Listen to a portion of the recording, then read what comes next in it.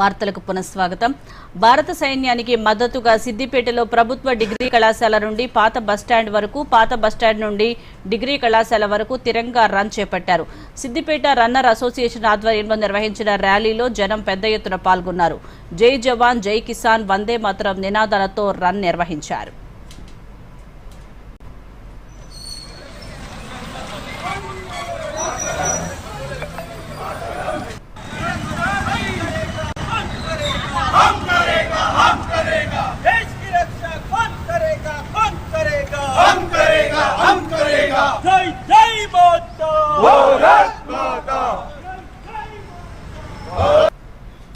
దేశ సమగ్రత కోసం సరిహద్దుల్లో శత్రు సైన్యంతో పోరాడుతున్నటువంటి సైన్యానికి నైతిక మద్దతుగా దేశంలో ఉన్నటువంటి 140 కోట్ల మంది ప్రజల యొక్క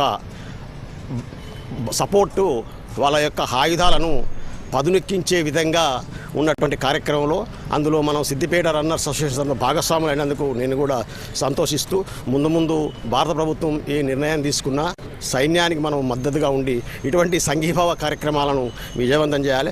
మొన్నటి పహల్గాం దాడిలో అమాయకులైనటువంటి 26 మందిని పొట్టన పెట్టుకుంటే దేశం యొక్క త్రివిధ దళాలు పాకిస్తాన్పై విరోచితంగా పోరాడి వారి యొక్క ఉగ్ర స్థావరాలపై కొట్టి 9 స్థావరాలపై కొట్టి వందల మంది ఉగ్రవాదులను హతమార్చింది. కాబట్టి దేశానికి అండగా, సైనికులకు అండగా ఈరోజు సిద్దిపేట రన్నర్స్ అసోసియేషన్ ఆధ్వర్యంలో రన్ చేయడం జరిగింది.